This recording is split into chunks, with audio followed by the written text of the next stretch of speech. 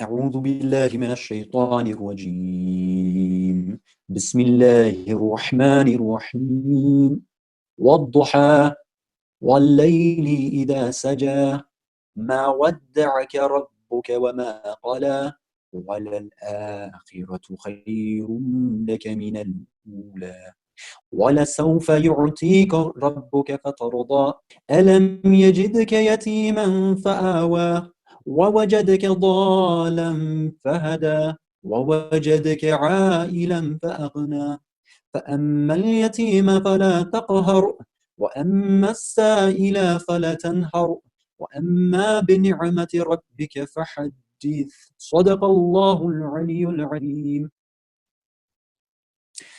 رب اشرح لي صدري ويسر لي أمري واحلل عقدة من لساني يفقه قولي والحمد لله رب العالمين والصلاة والسلام على سيدنا ونبينا أبي القاسم المصطفى محمد وعلى آله الطيبين الطاهرين المعصومين سيما بقية الله في الأرضين. Assalamu alaikum, brothers, sisters, and respected elders. The world is changing dramatically. We have to ask ourselves one pivotal and fundamental question, and that is, what role is each of us playing in this transitionary period where the world is changing? Now, we're waiting for a voice of hope, which will announce the arrival and the zuhur and the qiyam, the uprising of Imam al-Hujjah al-Qa'im al-Mahdi.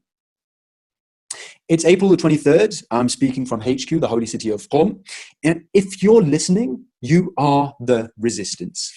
Now, just a quick recap from the previous session. So we said that this is a survival guide for people, for all of you brothers and sisters and respected elders out there. And it's going to prepare you, inshallah, for whatever lies ahead, because nobody knows what's coming, and we can see how haphazard and how weird and how turbulent the environment has become all around us. Everywhere there is confusion. We can see everywhere that there's people dying, there's a lot of chaos, and there's major power shifts happening right now in the world. So we said that there's 7 things that we've prepared, inshallah, and these 7 things will help us, inshallah, for the coming times. And in the previous session, we discussed briefly about the Quran and unity and having a connection to Imam Khamenei. So number 1 was the Quran, and we said that you need to get a connection to the Quran. You need to be so connected to it that it becomes, I don't want to use the phrase, but I mean, I'm being compelled to use this phrase. The Quran needs to become like your Bible. It needs to become your manuscript. You need to really embrace this book. And we said that the Quran itself testifies that the Holy Prophet called out and said, Ya Rabbi, inna qawmi ittakhidhu hadha al-Qur'ana mahjura. Oh my Lord, my people have rendered this book as a forsaken thing. So when the Quran itself is testifying that people will, his ummah, the Prophet's ummah, us, me and you, brothers and sisters, will abandon this book, then we have to analyze that since last week, since the last discussion that we had, how much have we taken steps to actually, take this book as something as beautiful as a love letter from God, which is how the Ahlul Bayt have described the Quran for us. It's a love letter from God. Anyway, the second thing was unity, sticking together, being together, and working together for the cause of Islam. And this will become more apparent to us as the discussion progresses.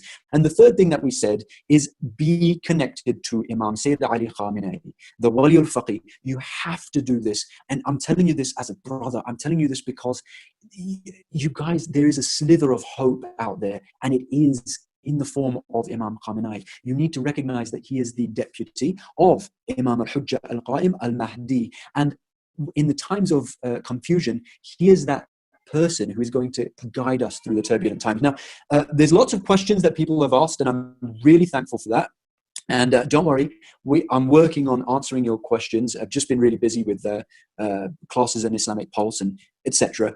life. But I'm going to get round to that. So there will be another opportunity to ask questions at the end of this session, inshallah. So do ask questions. Asking questions is very good. So those are the first three things that we discussed in the last session. Now we're going to move on to the fourth thing. And that fourth thing is recognizing the enemies. If we wish to survive, and obviously we're not just talking about surviving physically. I mean, we can go and look at survival videos for physical needs, like, you know, you having water and food and basic necessities. We're not talking about that. We're talking about surviving with our faith, surviving the times ahead so that we can, inshallah, have some sort of hope and grip on becoming the elite soldiers and servants of Imam Qa'im al-Mahdi, right? So one of the things that we need to do as Muslims, as Shi'as, as followers of Imam Mahdi living in the West is recognize the enemies. Now, I want to begin this discussion by reminding everyone of a hadith. And it's one of those very popular hadith that we've all heard, but I'd like to ask everybody to contemplate on this hadith a little bit more this time. Now, the hadith, it's about a faction of Muslims who had been fighting in the battlefields, and they were returning to the Holy Prophet. And the Holy Prophet addressed them and said, "Congratulations for having completed the smaller jihad. You've just completed the smaller jihad, and you are yet to complete the greater jihad." So the Muslims asked the Prophet, "Ya Rasulullah, what do you mean? What is the greater jihad?" Remember, these are combatants. Try to visualize it. These were people who had just, been fighting with swords and shields in the battlefield. They're tired, they're hungry. And now the Prophet is telling them that they are yet to do the greater jihad. The Prophet tells them the greater jihad is the jihad of the nafs. It's fighting against your own nafs, against yourself, against your own desires. It's forcing yourself and fighting with the demons within in order to become a better person. The reason I wanted to start with this hadith is because it shows us the importance and the significance of jihad itself. And I'd like us just to focus on this point right now, the idea of jihad being a central and pivotal aspect of the religion of Islam. And I'd like the believers, the Muslims out there who are listening right now to just analyze within themselves, when the word jihad is said, what feelings and emotions run through your mind? Do you feel empowered? Do you feel like, yes, this is something that I need to do? Or do you immediately go on the defensive? Do you immediately start to think, jihad, that means I should, fight against myself, but then you ignore that the smaller jihad even exists? What's happened is a lot of our religion, unfortunately, has been whitewashed. It's been whitewashed by us. And what's happened is, because of the environment that we're living in, where we are constantly under pressure to try to prove that we are peaceful and we're not, quote unquote, terrorists, and because of all these societal pressures and burdens that are upon us, the very word jihad makes us scared and go on the back foot and go defensive. But actually, jihad is a beautiful concept. And in the context of this hadith, what I'd like to say is the fact that we have whitewashed this beautiful concept of fighting in the way of Allah and just allocated it as only the greater jihad.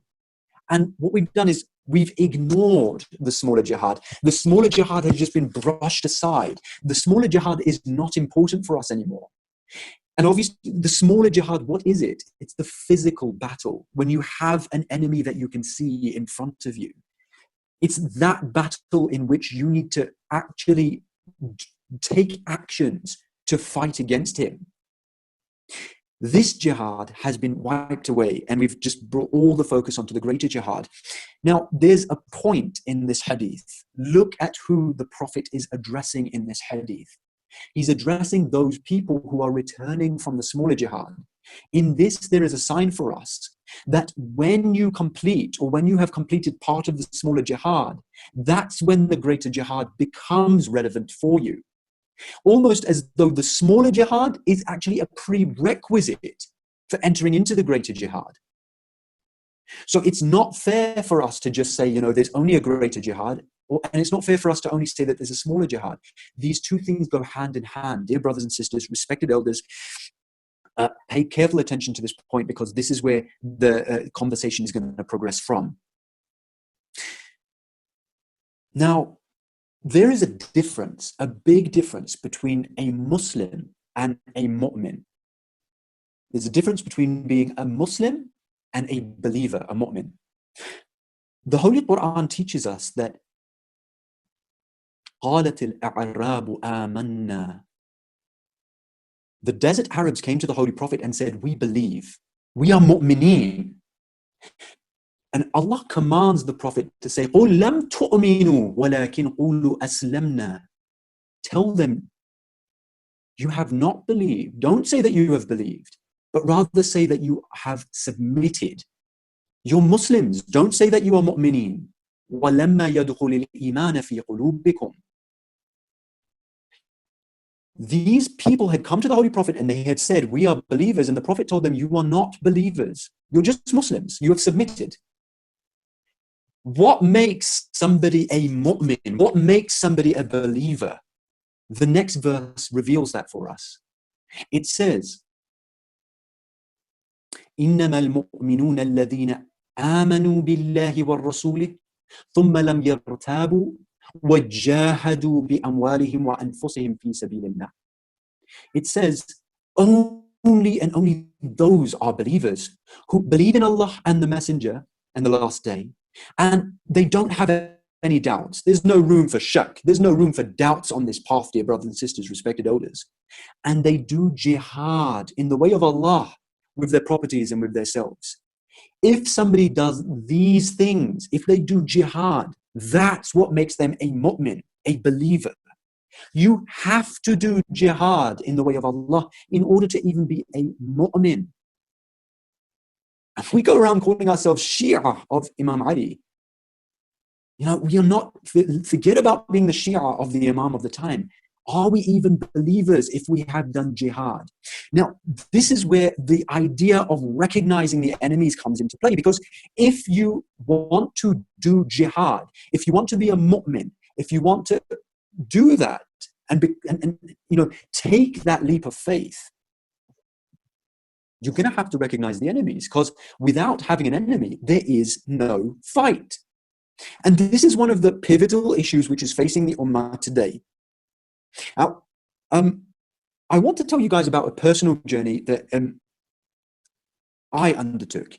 And I hope and I pray that it will help some brothers and sisters out there to understand why it's so important to recognize the enemies. Different people come towards the path of the revolution and the path of really like trying to serve the cause of Imam Mahdi by preparing the grounds for him in different ways. And for me, I was just a completely ordinary Shia Muslim, run-of-the-mill, you know, just living in the UK, born and raised there. You know, my manager was Agha Sistani, you know, just normal, completely normal like everybody else. And none of these things really mattered to me. They all seemed like politics. And we're going to talk about that in a little while as well. But one thing happened to me that really triggered me to start to search and to look for Islam. And that thing was recognizing the enemies. And it's not very hard. You just need to do a little bit of research and you will recognize the enemies for what they are. Do a little bit of research. Just go onto the internet and look at what America and Israel and the UK and the Saudis are today. Look at the history of these oppressive, tyrannical powers. There are hundreds of millions of people, men, women, and children who have died for no good reason, just to make these systems rich and powerful. There are so many people who have been humiliated. So many resources have been stolen from countries like Africa and India, well, continents like Africa and countries like India, just to make these imperialistic colonial powers more powerful. You don't even need to be a Muslim or a Shia to understand this very basic human point, that these countries and these systems, particularly America and the UK, are absolutely oppressive. And look at how they have not only oppressed people abroad, but they have even oppressed me and you in the UK.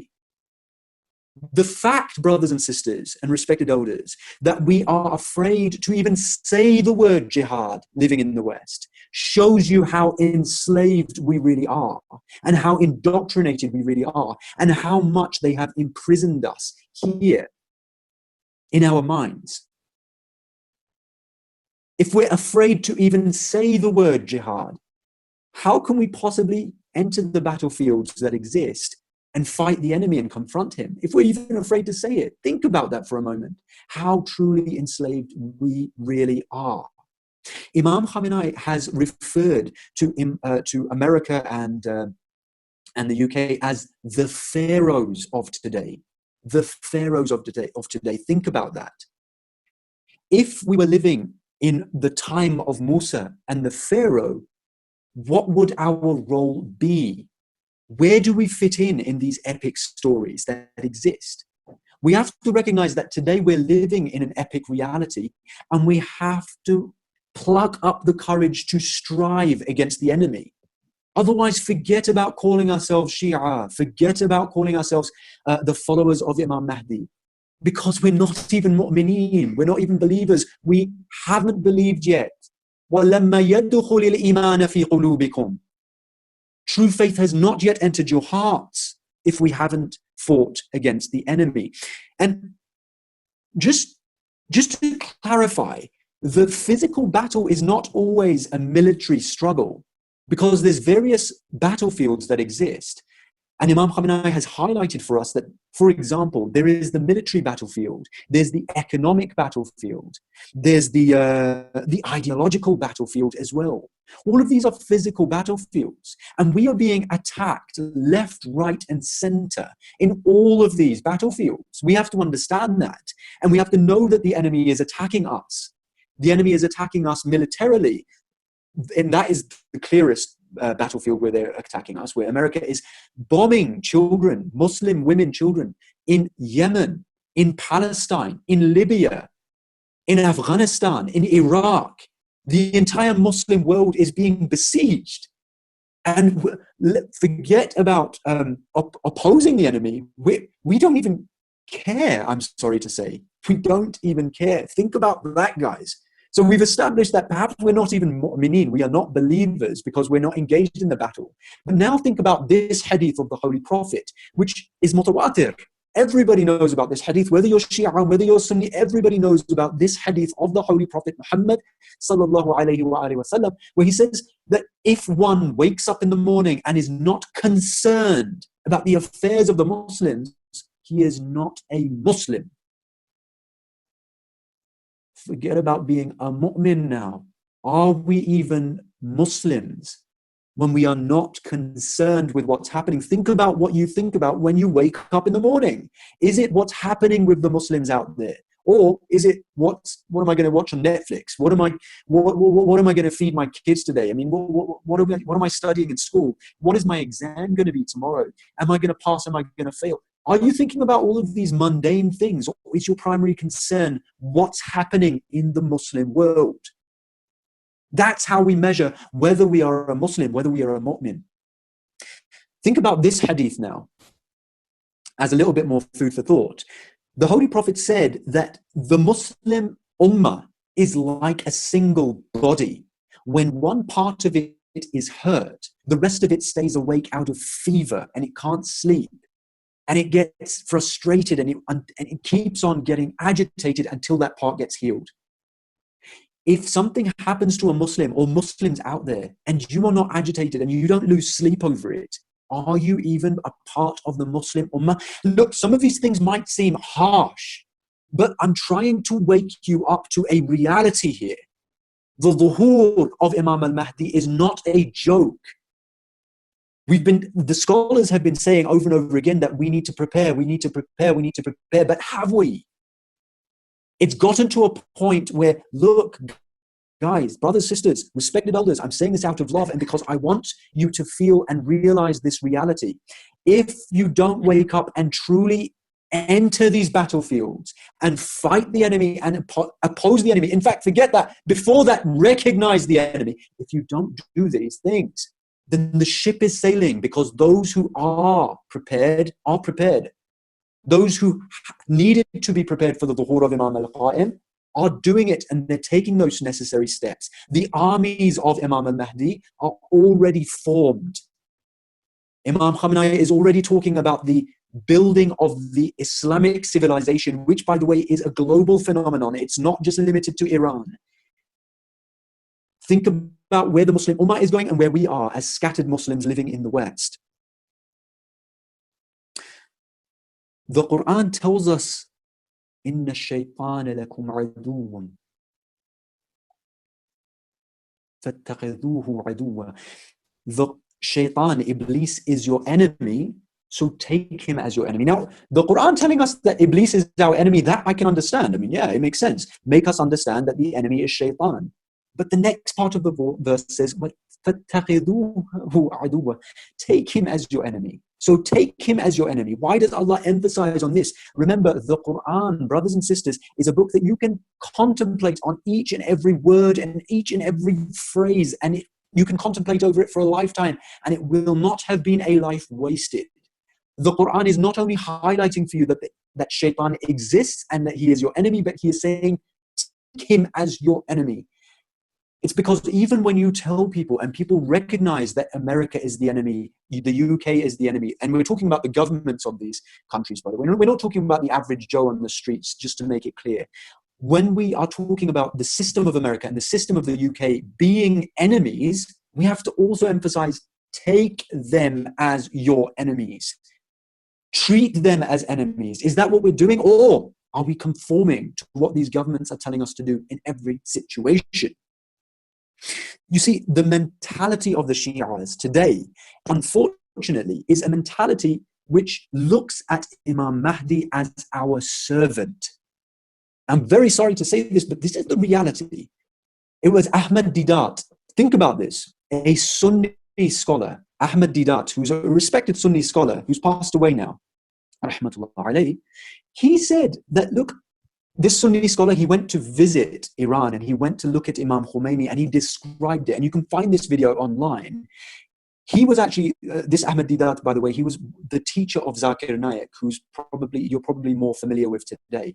Ahmad Didat went to Iran back in his day, and he went and looked upon Imam Khomeini, and he said, I don't know what it is about Imam Khomeini, but the moment you look at him, you start to cry and your eyes fill with tears.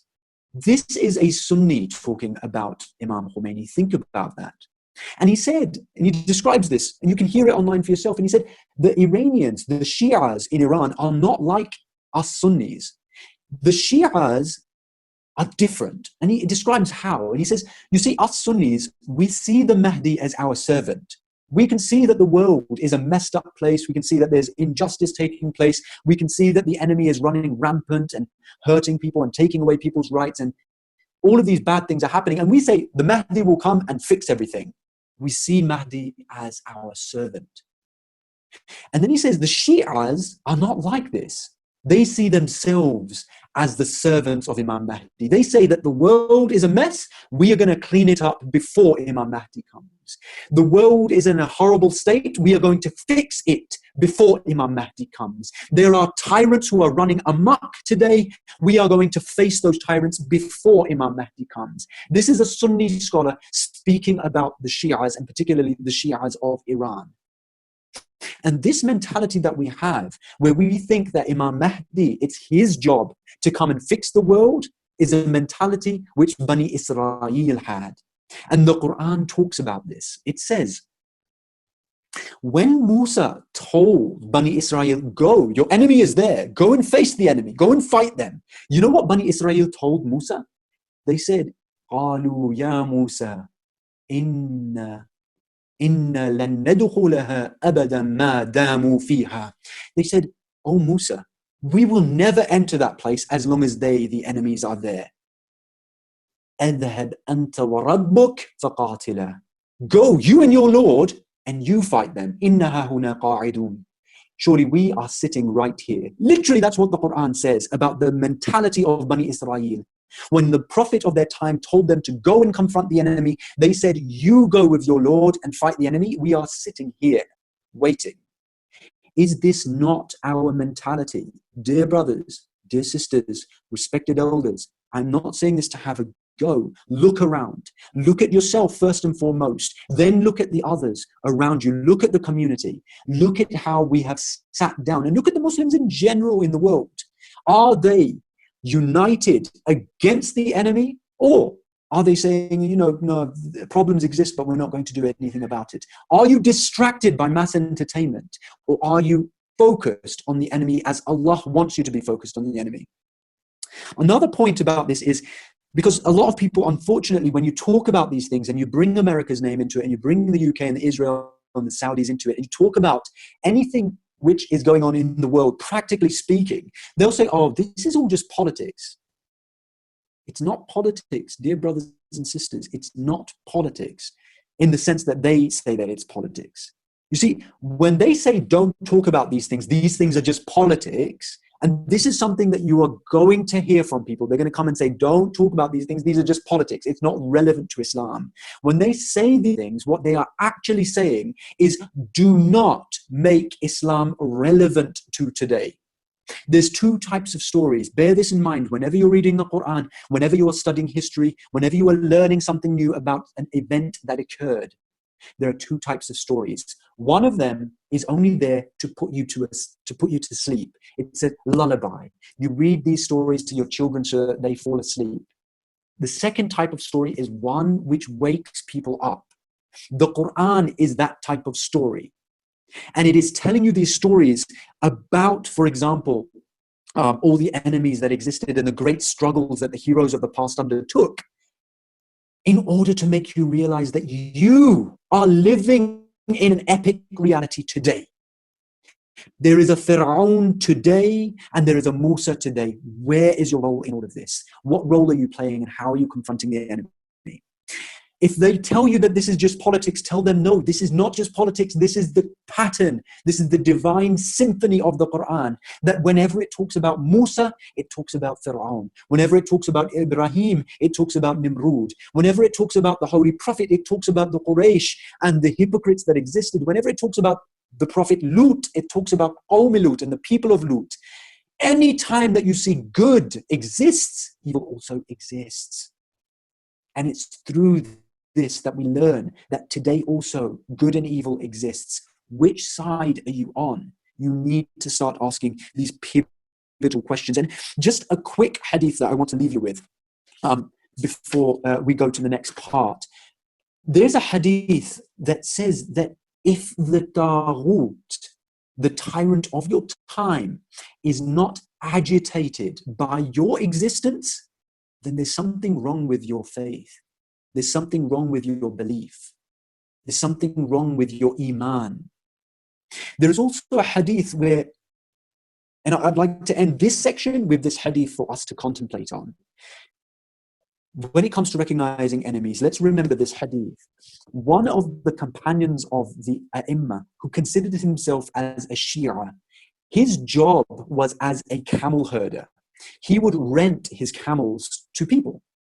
Like the equivalent of today would be like a person who rents cars to people. This person, he would rent his camels to people.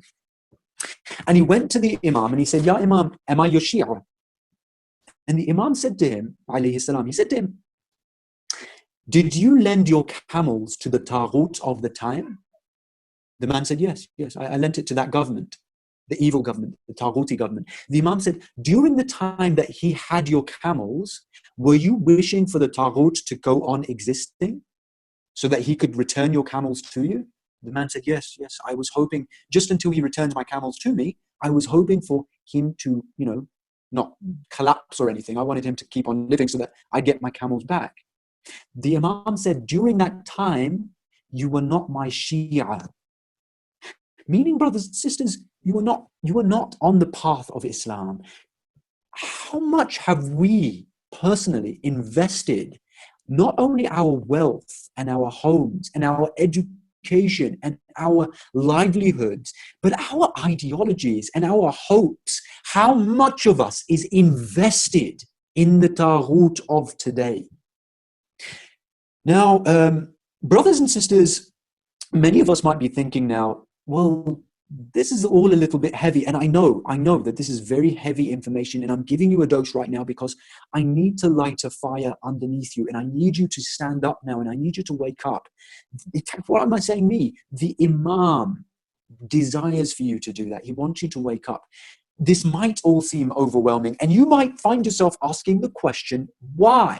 Have I never heard any of these things before? If this is such a pivotal and fundamental part of Islam, then, and it's in the Quran and it's in the Hadith, why have I not heard about this before? Why have the scholars never mentioned this to me or us? And that's what the fifth thing is. The scholars. You need to identify the scholars of your time. And I'm going to try and get through this section as fast as possible because I really want to open up the floor for questions and answers. The scholars, dear brothers and sisters, first of all, the scholars, generally speaking, are a bridge between you and the Ahlul Bayt and the prophets. Have you ever thought about that for a moment? How did Islam reach you? It reached you through those who we perceive to be scholars.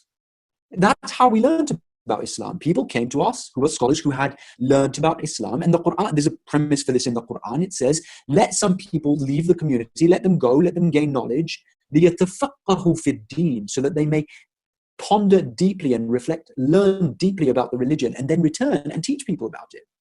So this idea of people learning the religion, going from their communities and going back and teaching their communities, there is a premise for it in Islam. What if I told you that everything is not hunky-dory when it comes to the scholars of Islam? And I want to start this as well by telling you a personal story. So this is before I came to the path of the revolution and I started to learn about Islam and really try to understand what's going on. And I was in a community center, and I'm proud to belong to, consider myself as somebody who belongs to the Idara Jafariya community, which is one of the oldest Islamic centers and Imam Bargas in Southeast England. Now, sometimes they invited scholars who did some strange things and said some strange things as well. And I want to tell you one such incident. So what happened is there was a big hoo-ha about doing bloodletting rituals. You know, some of our Shias, those who claim to follow Shia Islam, they cut themselves in Muharram. They get blades and they cut themselves and they bleed and their blood is shed, and they say that they're doing this in the name and the love of Imam Hussein alayhi salam. So there was a big hoo-ha, and one of the organizers of Idara Jafariya tried to, stand up and address the people and say, maybe we shouldn't be doing this. And then everybody started getting up in an uproar, and all of these people were like, no, we must do it, and blah, blah, blah. It was a huge, the hall erupted, and it was like, whoa, there's going to be a fight. It was crowded as well. There were at least like 300 people on their feet, fists in the air saying, no, blah, blah. And then somebody called out a loud salawat, everything calmed down as these controversies usually die down. And then the scholar went up onto the pulpit, the scholar. And everybody in the hall goes quiet, and they're waiting for him to address what just took place. And he didn't say a word about what had literally just occurred. And he started talking about, Imam Ali alayhi salam, his fada'il, and all the traditional Shia stuff, which is like a broken record. The community will keep on hearing, and then the people will be like, wow, we really enjoy this, keep saying these same things over and over again. Okay. Myself and my dad were flabbergasted that he did not address what had just occurred. So we said, hold on a moment, let's go and talk to him after the session, and let's go and ask him why he didn't even address this. So my dad, in a very, very humble way, he put his hand on his chest, and he was almost semi-bowing, like you do in front of the scholars. And he was like, Maulana, why didn't you just say a word or two? Maybe you could have just said, we can have, even if you don't want to address the issue of bloodletting, you could have at least said, let's have akhlaq, let's hear people's opinions, something along those lines. He didn't. This scholar did not allow my dad to even finish what he was saying. And he rose to his feet and he said, You don't know who I am. My father was a scholar, and his father was a scholar before him, and his father was a scholar before him, and he turned his back on my dad and myself, and he literally like floated out the room, going, huh, and flicking his hair. It was a weird experience. And for me, I was young. So for me, it was like, what just happened? Was it right for this scholar to behave in this way? Were we wrong to question his lead? All of these thoughts were going around and around in my mind, and I kept on questioning. Those of you who are listening may have experienced similar experiences, and these questions will now be floating around in your heads. Now, this is what I want to say to you.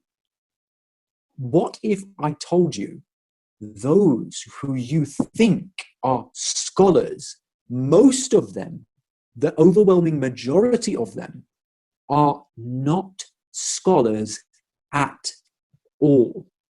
In fact, they are just certain people, like me and you, they're just ordinary people who haven't studied anything, almost nothing. They have just memorized some verses and some hadith of the Quran and maybe some little bit of history. And now they are just going and telling the people something that will please the people. They are not telling the people what they need to hear, but what they want to hear.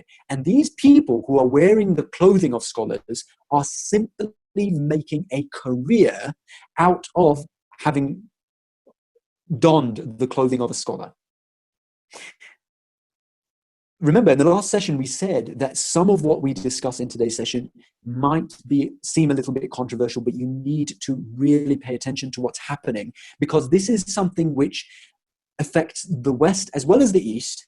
But because we're more familiar with it, I want to make you really understand that in the West, those people who you think are scholars are not scholars at all. Imam Ali alayhi salam, he said, the ulama are the rulers. The scholars, the ulama, are the rulers. They are hakim over the people, meaning that the scholars are supposed to have a leadership role in the community.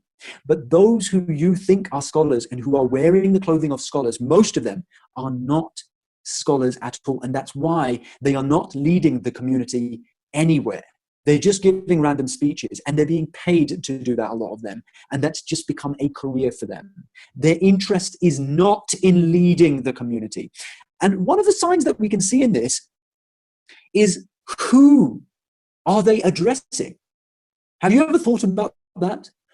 Shia Islam, let me tell you this right now. Islam generally, particularly Shia Islam, and particularly pure Muhammadan Islam, is the solution to all the problems that you can see happening in the entire world. It has those solutions, and it appeals to the fitrah, to the innate divine nature in all human beings. So my question is, why is virtually no tabligh happening to the non-Muslims? Why? Have you ever thought about that? Why has nobody reached out to these non-Muslims who exist? These white people, these black people, these Chinese people, these Jewish Christians, these Hindu people, these Sikhs who exist in our communities, wider communities. Why is virtually no tabligh being done to them? Why? The reason is this. Because these people who have gone there and are wearing the clothing of scholars, instead of doing tabligh and spreading the message to these non-Muslims, they're regurgitating certain ahadith and certain things to you. Because you, and even if it's not you personally, those who are the community leaders are paying these scholars to speak these things. Many a times, scholars have not come to the West to become leaders of the community, but they have gone there and become employees of those who are community leaders. This is the unfortunate reality. In no way, shape, or form, do not get it twisted, are scholars simply supposed to be somebody who comes and teaches you akhlaq, be nice to people, smile at people. Here are a few du'as that you can recite. Imam Ali was a great person. Let's keep on reciting his fada'il. And by the way, don't get it wrong. I'm not saying not to talk about the fada'il of Imam Ali alayhi salam. I'm saying that this is not where the religion ends. All of these things that they are teaching people, generally speaking, is not the religion at all. It's just something which bears a semblance to the religion. It looks like the religion, but it's not the religion. It's really not. The scholars are supposed to be the leaders of not only the Muslims, but they're supposed to be the leaders of human society. Why? It goes back to the Quran. Allah says when He appoints Adam, He says, Inni ja'ilun fil ardi khalifa. I am placing upon the earth a successive authority.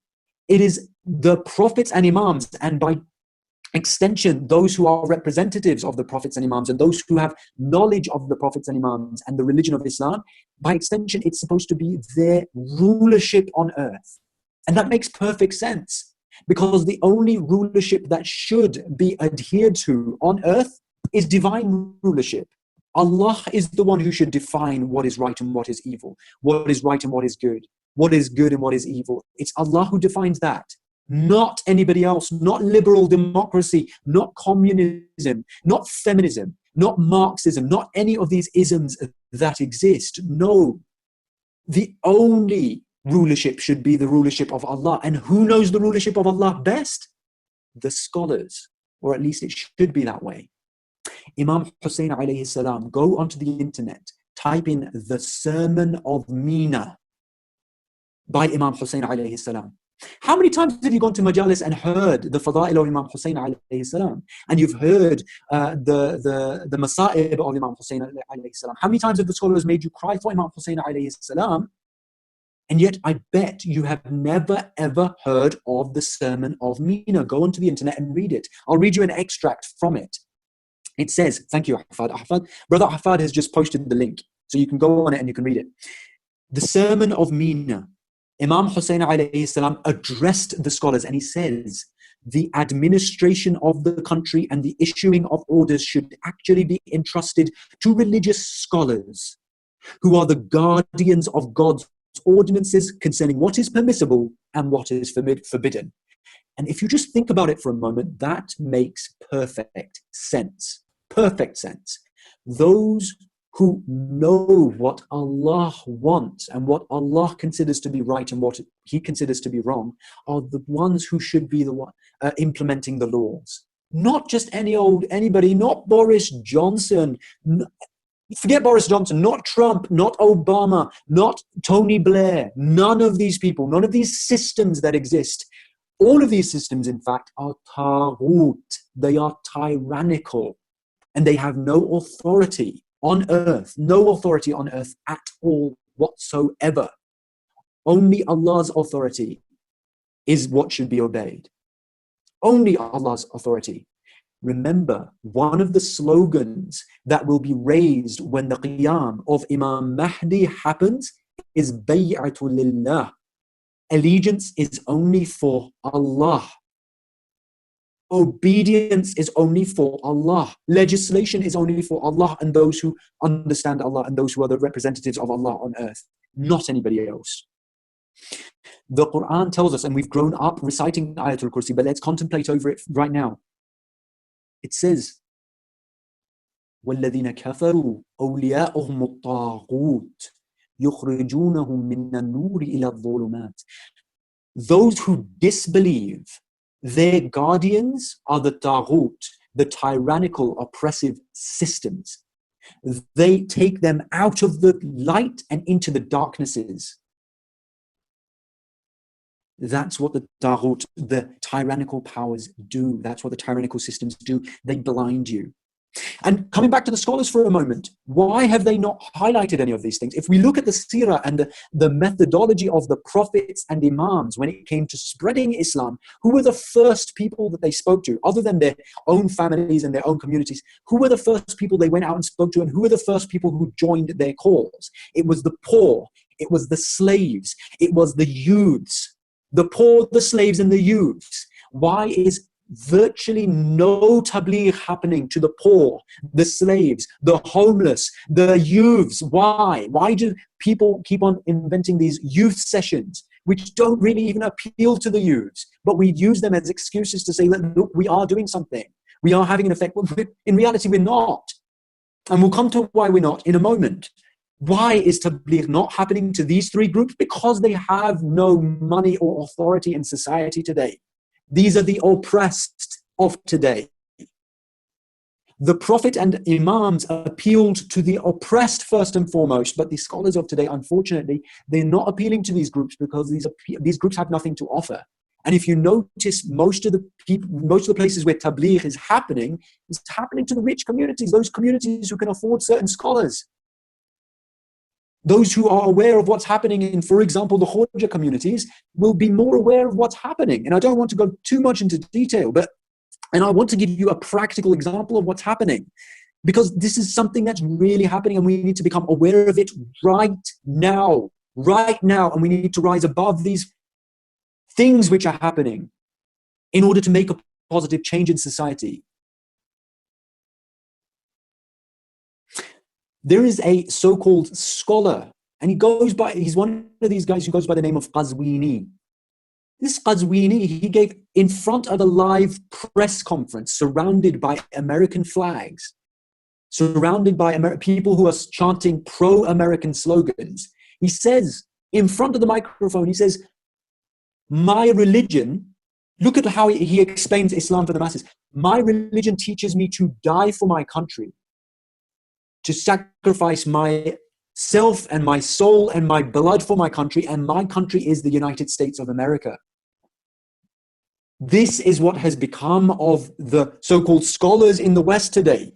And this Qazwini, by the way, he's a prominent scholar in the West, and you will see him being promoted through even prominent channels like Ahlul Bayt TV.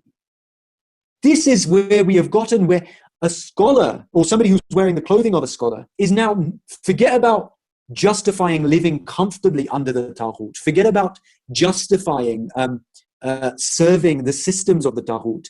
He is now justified fighting and dying for a Taghuti evil system like America. If you have no doubts about it, brothers and sisters, respected elders, have no doubts about it, if you join the American army, you will be helping them to bomb innocent Muslims, men, women, and children. Muslims, Christians, and Jews, it doesn't matter. They are destroying innocent lives out there. But now this so-called scholar has justified doing that. And you really need to think a moment at what stage Shia Islam particularly has reached in the West. A so-called scholar can actually justify doing something like that. وَالَّذِينَ كَفَرُوا أَوْلِيَاؤُهُمُ الطَّاغُوتُ يُخْرِجُونَهُم مِّنَ النُّورِ إِلَى الظُّلُمَاتِ. And as for those who disbelieve, their wali, their guardian, the one they obey is the Taghut, the tyrannical system. He takes them out of the nur, out of the light, into the darknesses. What's happening? Wake up, dear brothers and sisters, respected elders. If you don't wake up, then you're not only going to suffer. It's not just you who is going to suffer, but the generation that comes after you. And I'm talking to the youths as well. The generation that comes after you. You might not even be married right now, but when you do get married and you have kids, you need to know how much the society has degraded this pure and revolutionary Islam. How much they have deviated from the right path, because your children will only have a semblance and a whisper of Islam. That's all that will be left for them if you don't wake up now. Now, very quickly, I'm going to wrap it up. How, while you're living in the West, how do you identify these scholars? How do you identify who's a real scholar and who's not? The first thing is ask questions. Don't take anybody who is wearing the clothes of a scholar at face value. Ask them. You have the right to ask them. Ask them, first of all, how long have you actually studied in Qom? How long have you studied in Najaf? Have you even been to Najaf or Qom? Have you even studied in these centers of knowledge? Okay, well, how long have you studied? What do you know? Ask them other questions. See them, gauge them, see what kind of answers they give. If a scholar doesn't admit that I don't know and he just blags it, you should know that he's trying to hide something. If he avoids the question, if you ask them, why did you not address this thing? Why did you not mention, for example, Trump or any of these other evildoers, these enemies of Islam today? Why didn't you do it? And they don't have an answer? You should know that there's something wrong there. Then these 7 things that we're discussing in these series, these 7 things, look at how much they're bringing you towards the Quran. Anybody can bring a hadith, right? Many of the hadith are false hadith. They have been fabricated. It's the Quran which is absolutely certain. See how much deviation they have. There are Shias in our community today who sow doubts in the Muslim youth about the Quran, and they tell them that the Quran itself is modified. Right? So the Quran, see how much they talk about the Quran, see how much they bring people together, how much they talk about unity, and how much of their efforts are just going towards bashing the Sunnis and creating more rifts among the Muslims. Remember, it's the enemy who wants us to be divided and weak. And then look at whether they mention Imam Khamenei. If they don't talk about Imam Khamenei, you should know that there's something very wrong there. Ask them, who is Imam Khamenei to you? If they say, oh, yeah, no, I love and respect him, but he's just another, no. See whether they see him as the leader of today. If they don't, then be cautious of those scholars who don't see them. And then see if they talk about the enemies. Do they ever highlight any of the enemies out there? Or no? Are they afraid to do it?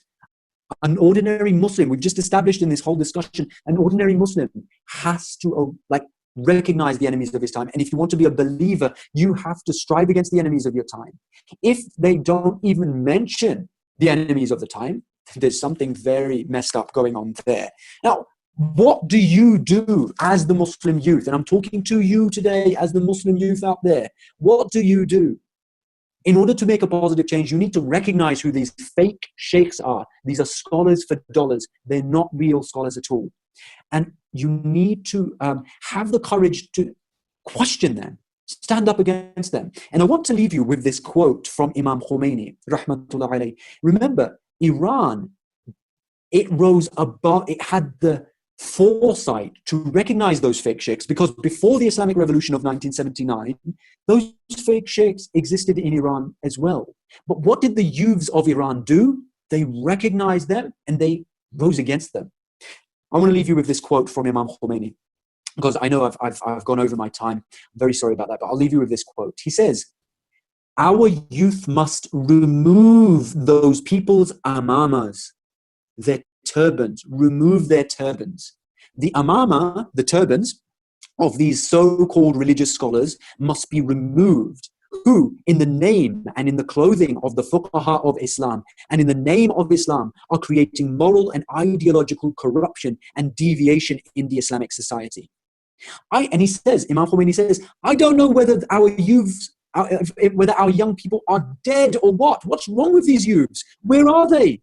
If it were us in their place, things would have been different. Why aren't they removing their imamas?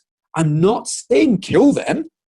They shouldn't be killed, but remove their imamas. Dear brothers and sisters, if you want to make a positive change and you want to pave the way for Imam al-Hujjah al-Qa'im al-Mahdi, this is one of the things that you need to do, and it will require patience and courage. You need to recognize the enemies, and you need to recognize the scholars, the good and the bad, by the way. There are good scholars too, who do these 7 things, who will call you towards rising up. Follow them, find them, identify them, clutch onto them. You have such a blessing to be connected, especially you brothers and sisters in Ireland. You are so blessed to be connected to somebody like Sayyid Hyder Hassanein and to other scholars who you haven't actually met yet, and they're very few in numbers. People like Sheikh Shabbir Hassan Ali, people like Sheikh Farouk Sikh al-Ishfar, and others too. They're very few, very few.